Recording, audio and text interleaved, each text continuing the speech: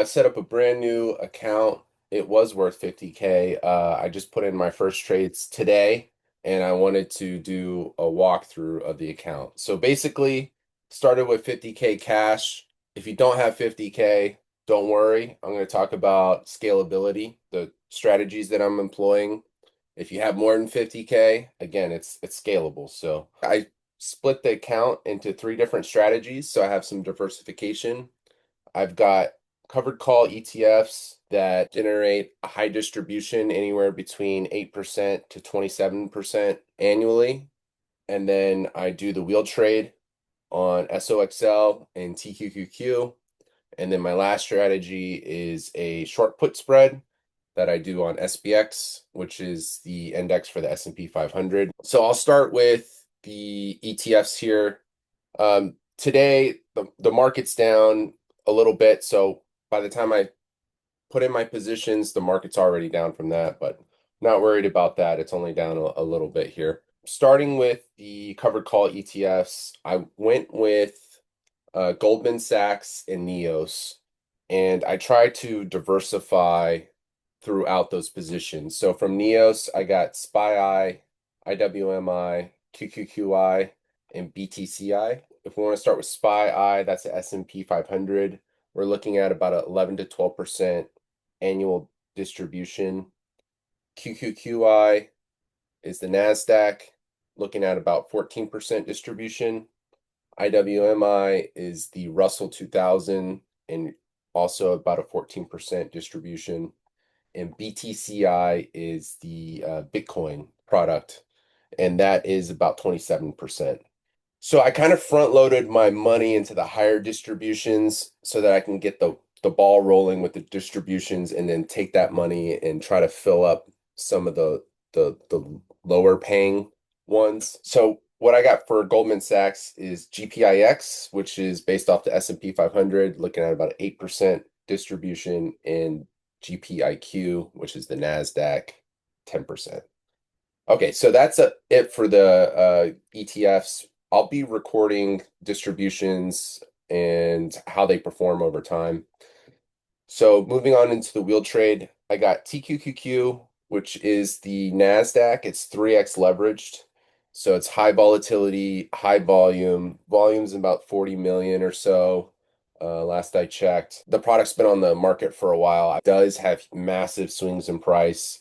I've seen it go between $90 a share all the way down into the teens, $15, $16 a share. It has massive swings, and that's what high volatility is. So you're gonna get 3x the move of the Nasdaq. So if the Nasdaq's down 1%, it's gonna be down 3%. But with that high implied volatility, you get more premium when you sell your options. So that's why I chose this to do wheel trade on. And then the other product I chose was SOXL. It's got even better volume than TQQQ, but I wanted some diversification.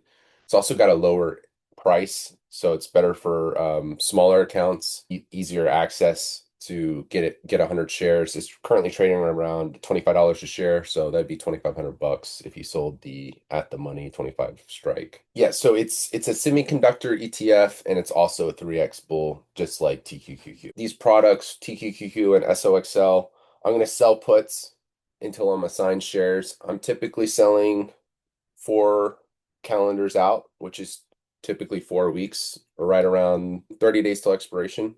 I'm going to manage my profits at 50% and go ahead and just roll them back. There is a small differentiation between TQQQ and SOXL. The SOXL, I'm going to ladder out my trades, meaning I'm going to sell 4 weeks out, 4 calendars out this week, and then next week I'm going to do the same thing. TQQ, I'm only doing one lot because it's a larger product and I don't want to over concentrate on one product in the entire account. I want to keep everything below 20%. So I don't want too much TQQ, but the SOXL, I'm going to ladder it out. So next week I'll go ahead and sell another put at the 4 calendars, at 4 calendars out. If the position goes against me, I'm not going to do anything. I'm just going to let it expire. I'll get assigned the shares and then I'll write cover calls against it. I'm going to sell the 30 Delta cover call and So if that means I get a little bit of capital appreciation, great. If not, then say for TQQQ, I get it assigned at the 80 put, the 80 strike, and it dips down to 50. Then I'm probably not going to be able to sell a 30 delta at the 80 strike. I'll sell the strike that I was assigned, so the 80 strike.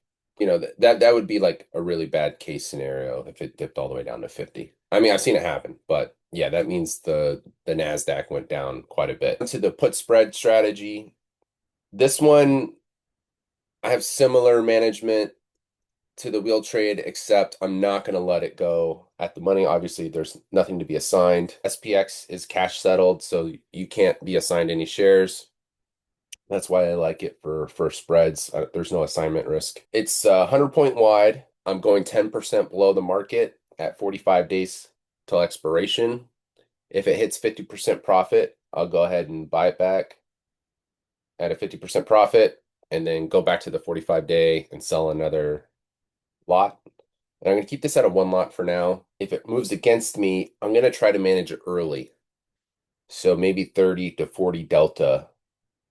Right now it's sitting at the 8 or 9 delta. So it's really out of the money. Like I said, it's 10% below the current price. And I believe we're already down 1% from the high, 1% or 2 from the high. So I got a lot of protection on this one. I'm not super worried about it. Like I said, I'll probably manage it about 30 to 40 delta, and I'm going to keep that width of 100 points, and I'm going to try to roll it out. So from the 45-day, say I'm really unlucky, I sell it today, 45 days to expiration, and come 2, 3 o'clock, it's already down. The market's down hundreds of points. Then I'm going to go ahead and roll out to the 90 days to expiration and try to increase and try to roll down in price at the same time. So I'm giving myself more time, and I'm also giving myself more room to the downside. So that's it. That's my account as of right now. It's sitting at $49,975.40. So I'm down a whopping $25. From all the positions that I've sold, I was able to generate around $700 in premium. And yeah, well, I'll keep you guys posted on how the strategy plays out over time, and I'll be sure to try to record all my trades on this account. And I'm thinking about posting them somewhere, so we'll see. So in the beginning of the video, I was talking about scalability, and I've traded smaller accounts and I have bigger accounts, and the biggest difference is when you have a smaller account, it's really hard to diversify. So you'll notice in this account, I'm pretty diversified and I don't go beyond the 20% mark. Even 20% is, pretty concentrated, but I only have, so much funds. So from what I've learned over the years is trading small creates creates safety. Trading small gives you a nice buffer. And when you're small in a position, it's easier to fix it. You're not worried about running out of buying power. You're not worrying about blowing up your account. So you have a lot more room to trade the position until it comes back. And these strategies that I'm using, they're not going to make money in a large market crash. But thankfully, they're mostly centered around the Nasdaq and the S&P 500. So those markets typically go up. Now, of course, they do have crashes, but majority of the time they have what's called upward drift. So over time, the market's growing and growing. And if you look at, a 50-year chart of the S&P 500, it pretty much goes up in a pretty linear fashion. So with that, my strategy is taking advantage of that upward drift, meaning that, for the wheel trade, I'm not concerned about being assigned shares because I know eventually, at least based off historical performance, that the Nasdaq is going to end up higher than it was. So, in '08, it had a huge correction. Even if you were the most unlucky person and you bought at the very high right before the crash, you'd still be up today because it's doubled probably multiple times since then. So I take advantage of the fact that markets typically grow, there's upward drift, and I'm not too concerned about a huge crash. But also, I do keep that in the back of my mind for concentration risk, and I want to give myself enough buying power to withstand a large correction. So on the covered call ETFs, really, there's not much downside risk because I bought the shares. I'm not leveraging. I'm not using margin. The ETFs themselves will decrease in value if there's a correction, but I'm not worried about my account blowing up if the price gets cut in half. I'll just keep owning the shares, and I'll just keep buying more shares and buying the dip. For the wheel trade, it's the same principle. If I'm assigned the shares, I'm not going to panic sell the shares. I'm just going to hold on to them and keep writing covered calls against those shares until I can't anymore, until the price is so far out of the money that there's no premium in it for me. Then at that point, I'm just a shareholder at that point, and I'm waiting for it to come back till it gets within range where I can start writing those covered calls again. And then with the put spread, that one's a little bit more dynamic, but I've set it to 10% below the current market price. So it's gonna have to be a pretty big correction, 10%, for me to even consider. For me, it's gonna take a pretty large correction for me to even manage that position where I need to roll it out and roll it down. So most of the time, it's gonna move with the market. As it hits that 50% profit, I'm gonna take my profits and I'm gonna set it again, and I'm just gonna let time decay work for me. So going back to scalability, with the smaller accounts, so I do have an account with Tasty Trade, and I signed somebody up. I got a $250 credit on my account, and I went ahead and just played with it and traded it. And the thing I noticed is that it's really hard to diversify when you only have 250 bucks. But what I was able to do is write very small put spreads. So I'm talking a point wide, 2 point wide put spreads. And I would sell them shorter duration, and I would use the indices like the NASDAQ or the S&P. So I'd use SPY or QQQ, and I would sell them maybe 7 days to expiration, and right around the expected move, the 20 delta, and just let theta work for me. But if there was a big correction, it would only take a 1% move for those positions to be in hot water. So you want a little bit of, you need to give yourself some room. In my opinion, you need to give yourself some room in case there is a correction. And you have to keep that in the back of your head, because you really never know.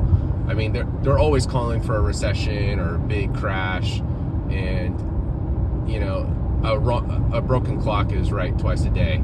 So when the market does come down, then they're like, aha, I told you. But they've been saying it for years, and they've been wrong for years. So I wouldn't really listen to the news, or at least I personally don't listen to the news. I just follow the market as it is, and I accept things for what they are. Most of the time it's going to be up, sometimes it's going to be down. When it's down, I try to be a little bit more aggressive, because most likely it's going to recover fairly quickly.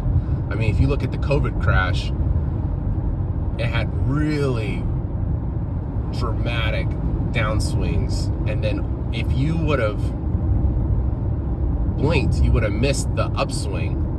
So thankfully, at that point, I kind of understood that concept, and I was able to make a little bit of money, and kept selling puts in the NASDAQ and the S&P, and even when the markets were down, the volatility was extremely high, the premiums were extremely good, and I was able to make a little bit of money doing that. So when the market goes down, I try to deploy more capital. So if I were to trade, say, a $5,000 account today, it would probably be a mix of the wheel trade and put spreads. And even 5K is kind of tough. That's really not enough. I probably wouldn't get serious until I had about 10K, and then I would open an account and go ahead and throw it in there. The $250 account I referred to earlier, it's free money, so I don't care if I lose it or not. It was a free credit given to me. So I think right now I got that account at $400, so I was able to make a small profit, but you know, it's very risky, and like I said, it's free credit, so I'm not too worried about it. If with larger accounts, then you have more options. So you can get portfolio margin, which means you get better leverage, and you can employ more strategies and not worry about it so much. So with a smaller account, if I'd probably want to start around 5-10K, preferably 10K, and I would try to mix the wheel trade with a put spread on one of the bigger indices. And depending on how aggressive I wanted to be, if I wanted to be ultra aggressive, I would sell at the money puts for the wheel trade, and then try iron condors for the credit spread strategy, and do a mix of those two. And then for larger accounts, that's when you have a lot more opportunities. The first thing I would want to do, say I had a $250,000 account, I would want to get portfolio margin, and that lowers my option buying power reduction when I'm selling naked options. And that I would probably want to do strangles depending on how aggressive I wanted to be. So if I wanted to be ultra aggressive, sell strangles, larger put spreads in the SPX, and maybe own some products that still employ the wheel trade on some other areas of the market that I think are undervalued. So like right now, some things that I'm putting some money towards are the 20-year treasury notes. I think once the rates come down, eventually when they come down, the 20-year treasury price is going to appreciate. And then even if I'm wrong on that one, I'm still collecting 4% yield while I'm waiting. So I don't mind holding the 20-year treasury, and that's something that I've laid into. So we'll see how that plays out. I missed the big move on gold and silver. I had a little bit of gold and silver a few years ago, but I didn't hang on to it long term. Yeah, so with the larger accounts, you can sell naked puts. You know, just to give you an idea, if you were to sell the 6,000 put on SPX, that's $600,000 of notional risk. And I believe with portfolio margin, you need about $60,000 buying power reduction. So $60,000 of your account would be cut off for that put. And if you were to use the SPY, then it's 10 times smaller. So it'd be $60,000 for the 600 put. So hence why you need a larger account. And what I was saying earlier is you got to trade small in relation to the size of your account. So if you're trading naked puts on a $75,000, or let's just say you had a $100,000 account and you're trading a naked put on SPX, that's 60% of your buying power on that one position. That is highly risky, in my opinion. Whereas if I had $1 million account and I was using $60,000 buying power, and it's not such a big position in relation to the net liquidation value of my account. So those are some of my thoughts, and looking forward to sharing this journey with this 50K account, see what we can do as far as making cash flow and growing the account simultaneously. Thanks for joining me. God bless.